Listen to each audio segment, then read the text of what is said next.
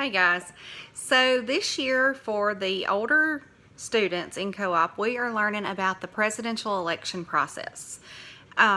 This is going to teach you about why we vote and who can vote and how you go about doing it. It'll teach you how to research what the candidates believe in. You'll learn about the different processes that they go through. You'll learn that the presidential election is not something that just starts in November when we get ready to go vote, but it's something that goes on all year, that there's different things that go on that they're making preparations for, that they're doing a lot of things to be getting ready. You'll learn who is eligible to be the President of the United States. You will learn to research the things that the candidates stand for, that they believe in. You can make your decisions about what's important to you. I think that this will be a really good class and that we'll learn a lot about why we vote and why we vote for who we vote for and how to make those decisions wisely. So let's get started. Why do we vote? You may not be old enough to vote in the presidential election this year, but someday you will be. When the time comes, it's important to know why voting matters. Voting is one of the most important rights we have in the United States. Rights are freedoms that American citizens have. Rights allow us to make our own choices. For example, Americans have the right to an education, to express our ideas, and to vote for leaders. When we vote, we are using our voices to tell our leaders our opinions on how we want the government to work. Did you know that in some countries people do not even have the right to vote for their leaders?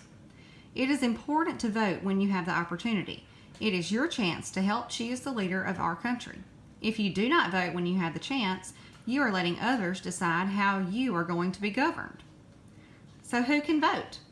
Each state has its own set of laws about who can vote. In every state, you must be at least 18 years old, you must be a citizen of the United States, and you must live in the state where you will be voting.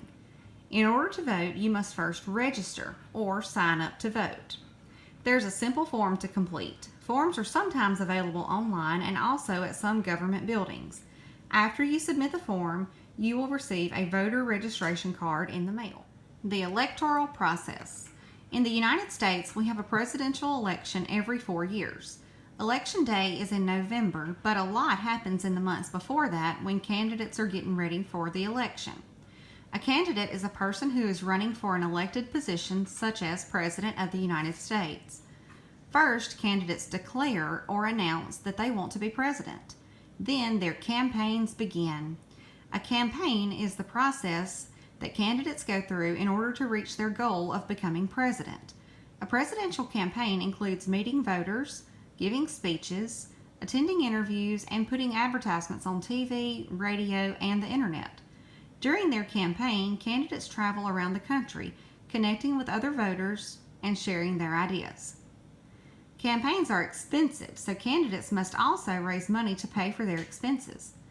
People, businesses, and organizations donate money to the candidate they like the best. Candidates who raise more money have an advantage over the other candidates. The more money they raise, the more they can advertise and travel around the country, talking to voters and sharing their ideas. Candidates also participate in debates. A debate is an organized discussion or argument about the issues, such as the ways to improve our government and the country. In the United States, there are usually several debates on television in the months before the election. Debates help voters compare the candidates and understand what the candidates would do as president. Debates can make a big difference in the number of voters that support a candidate. Okay guys, so every week we're going to go over a few things about the election process and then you're going to have a short activity to do. This week we're going to do this election word search. As you can see in what we just read, there's a lot of vocabulary words that we can learn. If you don't know what any of these words mean, ask your parents and they'll be glad to help you find them. So what I want you to do is complete this word search and you can just hold on to it because these words are all going to come into play as we learn more about the election.